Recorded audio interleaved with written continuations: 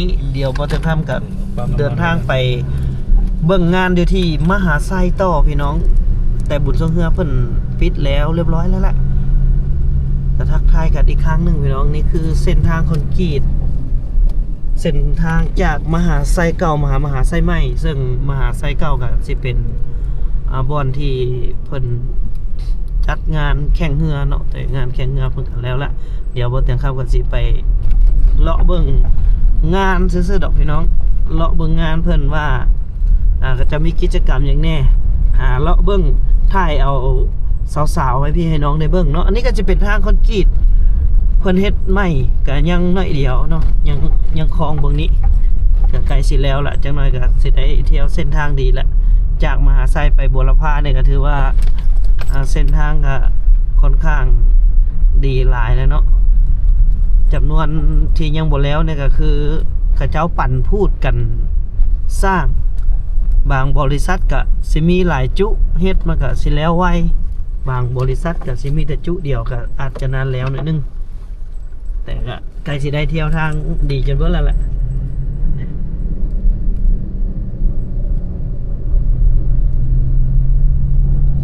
เมื่อเวียง3 โมงกันจังนอนกับโคมรักดีละ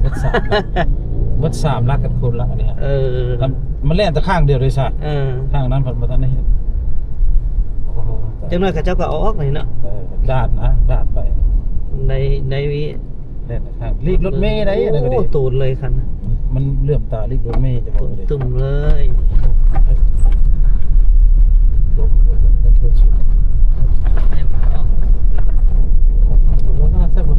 อย่าเห็นละทีมือสุดท้ายแล้วเนาะเห็นแล้วเราบอกโอ้ยังติดอยู่น่ะบ่ยานก็ได้เขาบ่ติดนะขัดเหยียบทางเลยนะขับติดไปนั่นเจ้าสบายดีสวัสดียัดติดลูกโกยเด้อโอ้สภาพพันไหนเจ้าโอ้มือสุดท้ายเนาะนี่เนาะจำได้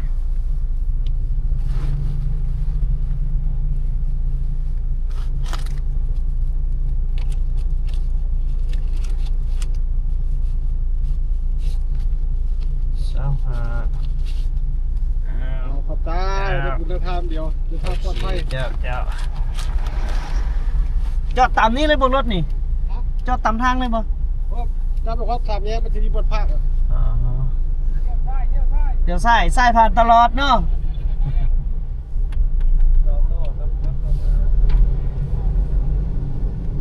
ไปพี่น้องบ้านนี่เขาเข้าในงานรถเมืองเขาเราก็บริติดเลยเขาจะรถอื่นจะว่ารถไกลค่ะทางติดบัดเขาจะว่ารถอื่นสำคัญนะเดี๋ยววันนี้มีโลโก้น้ำตาลเวียนเราบอก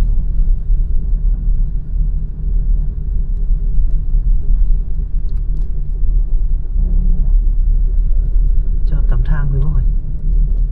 ตันบ่เดี๋ยวนี้ก็มันนี่นะสลับประกันนี่เลยนี่แหละจุ๊บขอนี้เลยเลิกอีกแล้วสนิทดีเบื้องหลังด้วยยังไก่ก็โอ้ยนะใกล้เขาเนี่ยเบื้องด้วยลงบนด้วยลงบนกันตามมาอีกเลยเฮ้ยอีกวะตามมา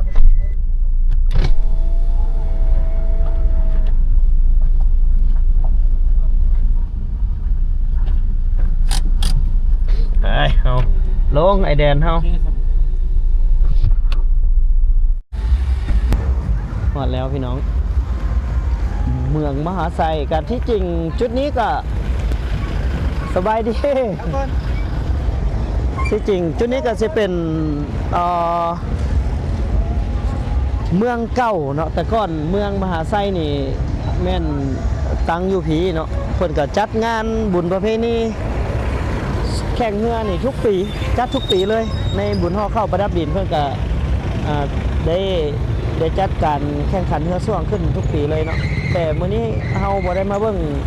การแข่งเรือพี่น้องมาเบิ่งคนแล้วก็มาเลาะเบิ่งงานบุญหาเลาะเบิ่งผู้แซ่ผู้สาวสำน้อย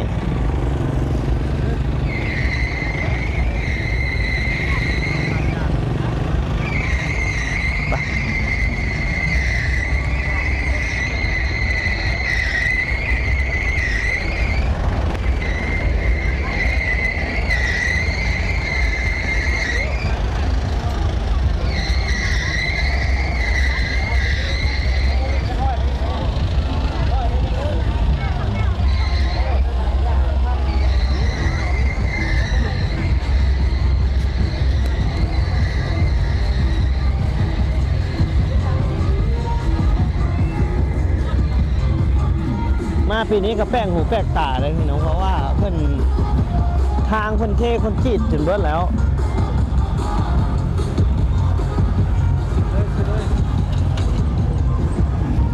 ฮัลโหล ผู้สาวก็มาเล่นน้ำเลยโอ้กำลังผมขับรถจอดคุณบ่ล่ะ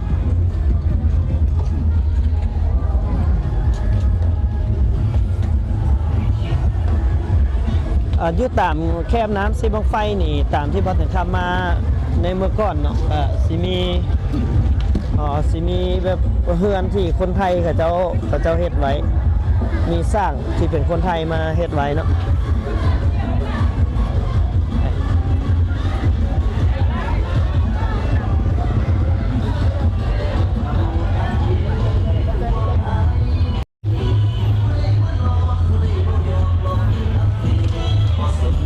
ฮัลโหลเนี่ย โอ้ขายบนนี้แม่ขายเหรออ๋อขายเนาะขายเป็นปิ้งมันบ่ขายเป็นโตเท่าไหร่อันนี้โตละแสนโอ้นี่ผู้ที่จะแสนนี่คือผู้ซื้อแสนสาหัสเลยโอ้วัยรุ่นมหาไซไปเดี๋ยวเขาเลาะเขาอีกพี่น้องเลาะเข้าไปเบิ่งในงาน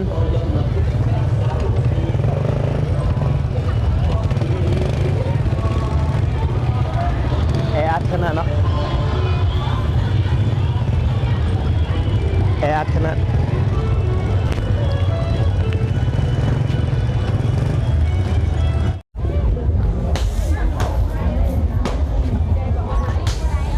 น้องๆมันก็น่าจะลุ้นเอาตุ๊กตา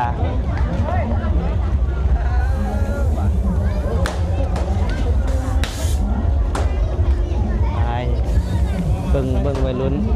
สบายดีวัยรุ่นสบายดีวัยรุ่นฮัลโหลมาแต่บ้านไหนแน่นี่มาแต่นากอกโอ้บ้านนากอกมาแต่บ้านนากอกเนาะเข้าไปส่องเฟซเตียงคำนากายหน่อยเด้อไปน้องๆก็มาเล่นมาเที่ยวมาเล่นมาเที่ยวลองยิงบอลลองยิงเบิ่งบ่ยันบ่ตกหรอกนี่ก็จะเป็นการละเล่นหลายอย่างเลย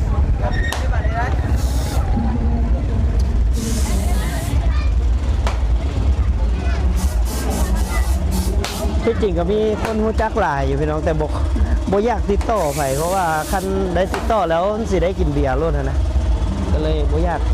ติดต่อผู้ใด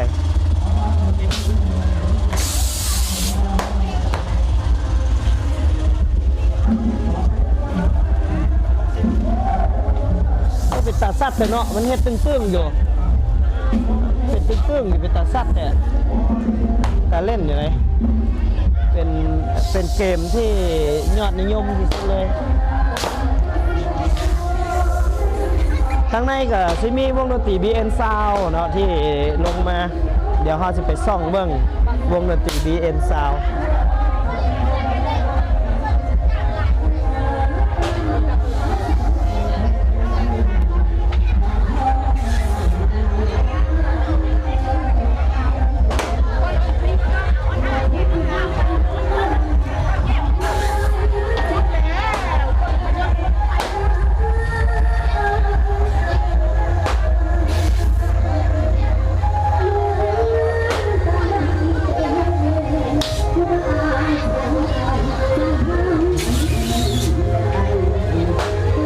ลองบ่เดนลองวะลองมึงดูจังบ้าดู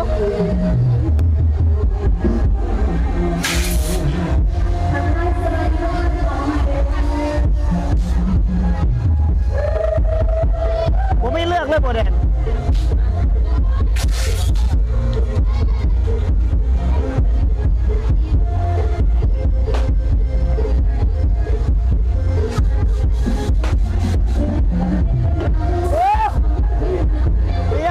ก็เป็นสัตว์นั้นวะ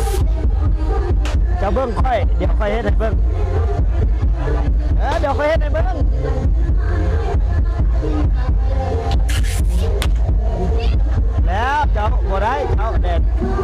ค่อยๆเดี๋ยวมาจัดนะบ่ต้องแห้งบ่ต้องแห้งมาจัดการให้นี่วิธีเรียงปุ๊บเลยนี่เห็นบ่นี่เห็นบ่เอาตัวนี้นี่เห็นบ่มันต้องเป็นสีแดงโอ้ยยอมแอมันไอ้บ่สัตว์บ่เป็น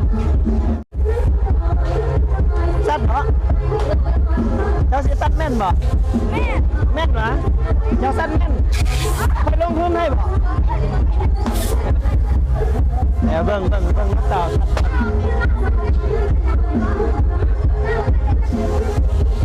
สามเทื่อคนเขาขอ3เทื่อผู้สาวดิให้เลย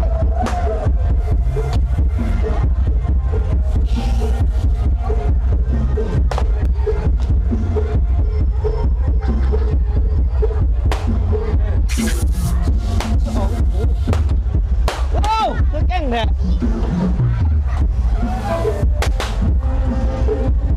ว้าวได้ซ้ำเท่ากันแหละ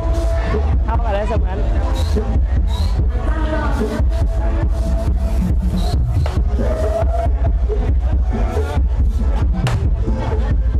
ได้2 อันโอ้เก่งซ้ำเท่าเดี๋ยวเราเลาะต่อ3น้อย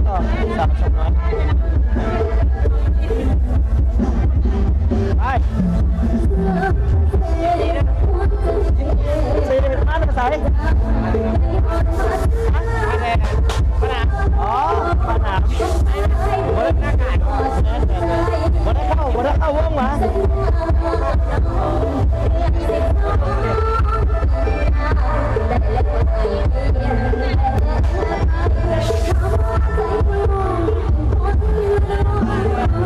สบายดีบ่ได้มาไอเดีย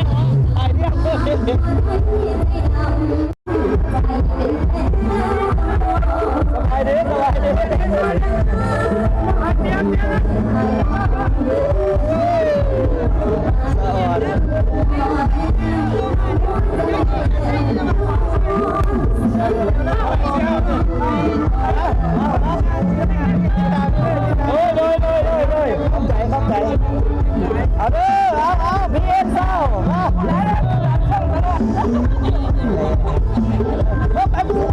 โอ้ยซิงกันต่ำ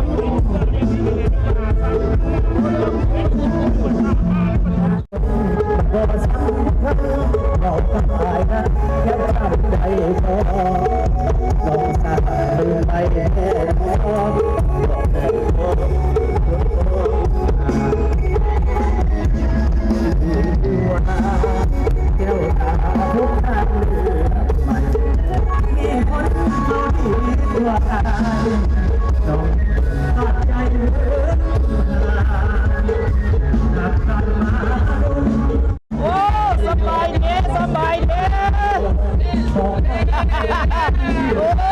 เดี๋ยวเพื่อนผู้ใดคนทำจนเพื่อนเลยกำลังมวนโอเค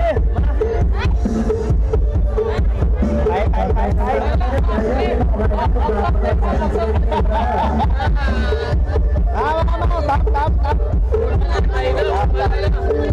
เดี๋ยวมาละไปสบายดีนักฮ้องคุณต่อเดี๋ยวจะมาพวกขายเอาขอบคุณพี่น้องขอบคุณทุกคนที่ติดตามเข้ามาเลย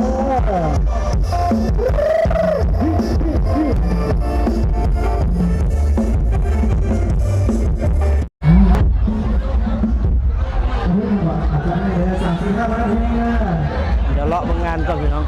โซฟาจากที่สุดของเขาเป็นยังไงอาการมากตัวเขาเลยเป็นหลักก็ทำลายกับร้ายอยู่มันก็พัดจิตโอเคไม่พอวิ่งที่ซื้อเลยเราก็ได้ก็ถือว่าขายเครื่องหลายสมควรเนาะคนมาทานแล้วขาย เอาไปเศร้าหัวใจสอง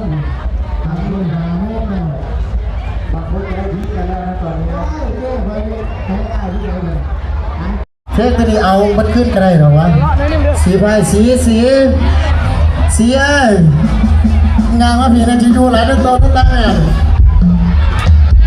ถึงเอิร์ธโตแล้วกาแล้วคนดังสู้งานโอ้ยเป็นคอเพลงนี่นักห้องดังจะถึงเอิร์ธสีไฟนี่บริวินมาเบิ้ลเลยกันเลยแต่ว่ามีคนมาหามือเบียดดูหลังเด้อฟังก่อนเบื้องบรรยากาศเลยเนาะบักลาครับครับบรรยากาศบักลาครับครับนี่เรื่องนอกจากได้ไอโฟน4 พายทีม4 พายโปรแม็กเอาล่าหลังเดี๋ยวนี้16-17บ่เอาว่าจังไหนเอาคอทีมไหนเชื่อแชมป์บ่ดิทีมไหนแสนสายเหนือทีมไหนเทพสอนใจนี่ขอถ่ายรูปซ้ำแน่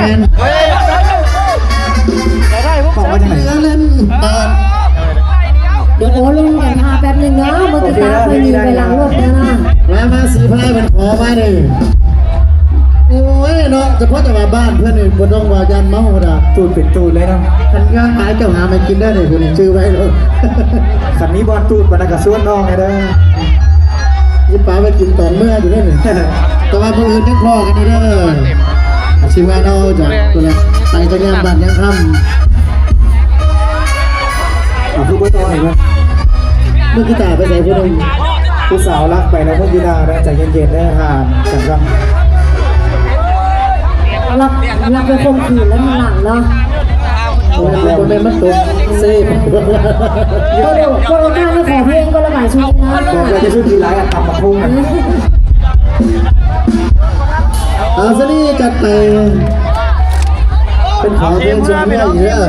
เอาไปรอดทีมเมื่อแซมแล้วก็ดูสายเหนือเอาไปเรื่อยก็ได้ชุดไปเนาะตามใจน้องตีสนี่ไปเรื่อยเลยเนาะ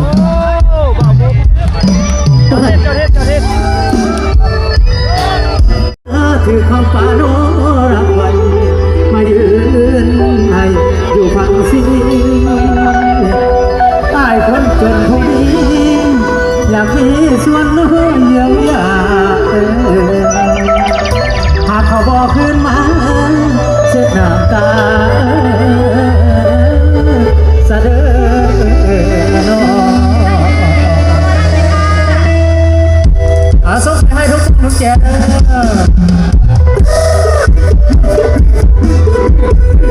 น้ำได้แก่หลวงผู้ว่าตอนนี้เพิ่นกำลังประกาศเนาะประกาศรางวัลเดี๋ยวไปเบิ่งบรรยากาศที่ได้แก่เจ้าปู่ผางอยบันดังนะอันนี้เป็นเรือประเพณีใช่เนาะบันนี้เรือกีฬานะอันดับที่1ได้แก่พรพาไซห้วยกะวะจากหินบุญอันดับที่2พรพาแก้วเนาะวัดแสนไซจากมหาไซอันดับที่3น้องมีลินจากบ้านโพวาอันเรือกีฬา12 สีพายเนาะนอกจากนั้นยังมีรายการเทศบาลอีกเนาะแต่ว่าบริโนนในงานเอาไว้ทีมวินเดอร์โอ้สงสัยผมมาแล้วเนาะเอาผมมาบอกเลยนะไอ้ตำทางนี้ขออนุญาตเรียนเชิญนะทางการละมอนอีกเท่านึงนะประธานจัดงานบุญทั้งเป็นประธานสมาคมกีฬาบาสเกตขันเมืองเนาะขึ้นมอบรางวัลกีฬาบาสเกตนะเดี๋ยวขออนุญาตเรียนเชิญ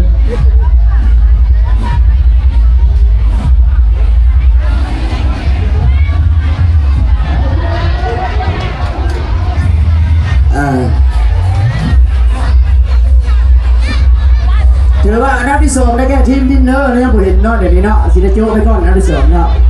เชียร์มอบรางวัลชนะเลิศนะเอารางวัลชนะเลิศเลยเนาะเงินสด1 ล้านกีบพร้อมขัน1 หน่วยได้แก่ทีมเด็กบ้านแก้วบรกตเด้อกองนี้เห็นคนงามหมดเห็นคนงามต้องซูมถ่าย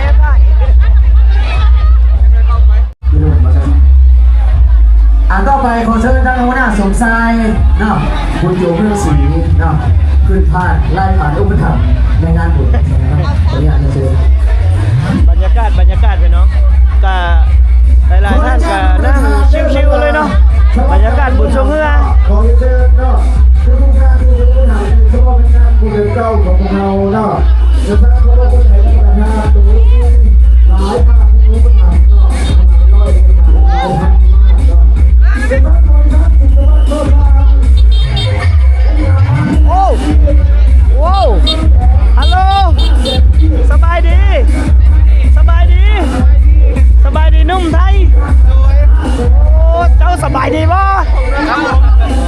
มาไหมพวกดูคู่สาวหน้าอะไรมาอีกล่ะค่อยมีผู้สาวงามๆบอกให้เจ้าไปน้องค่อยบ่เดี๋ยวจะไปเด้อไปดิบรรยากาศแม่นมาดิล่ะบรรยากาศดีบรรยากาศดีแฮงพี่น้องดีบรรยากาศดี ไอ้กว่าตัวเป็นลูกกูแล้วเนาะแบบลูกไข่กระยานจะขอยักเดียวจะสู้เอาไม่ฟาดหัวกันขอบใจโซนี่เนาะเสียงดีแล้วกันโซนี่เนาะเพลงนี้ขอมาชิ้นงานรับจัดให้เด้อสำหรับนักร้องสมัครเลยหรือว่าอันนี้จะไปส่งเอาเพลงนะครับเอายุดไปซ้ำนี่ละที่แบบมาแล้วไกลมากพี่น้องมาจะใส่เหรอมหาไส้เหรอมหาไส้เด็กปีเลยที่จะผูกมามวนเนาะขอเสียงผู้สาวมหาไส้เนี่ยผูกมาเลยกระเทย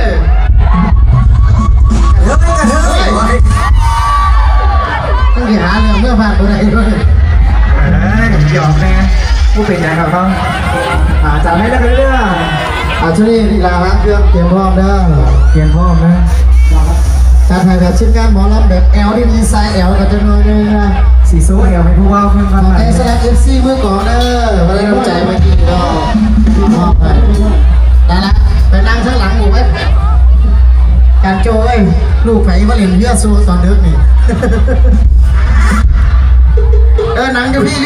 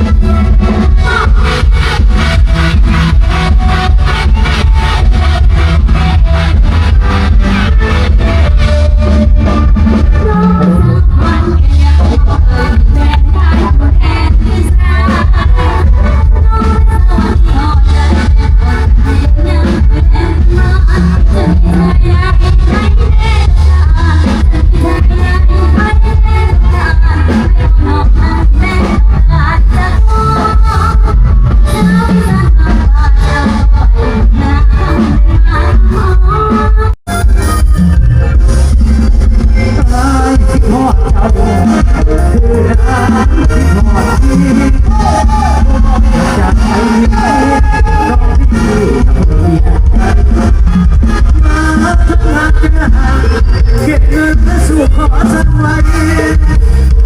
มีเงินห้องใหญ่จะไปเพื่อขอเอว ไปกลับบ้านนี่พี่น้องหลังจากที่เฮาก็ม่วนซื่นกับลำวงได้อย่างแน่นอนหลายอย่างเฮาก็ฮอดมื้อฮอดยามละตอนนี้ก็เวลา 8 โมงก็ประมาณ 2 ทุ่มเฮาก็เตรียมออกเดินทางกลับเนาะก็ต้องขอเข้าใจ FC ที่ติดตามรับชมรายการของพวกเฮาตั้งแต่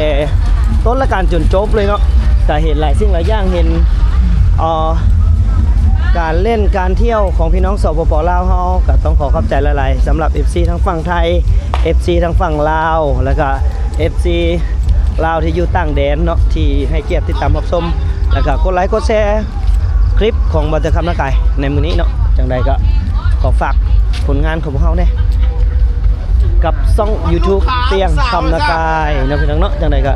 ขอขอบใจหลายๆสำหรับ EP นี้บันเทิงคำก็ขอกล่าวคำว่าสำบายดีไปก่อนเด้อ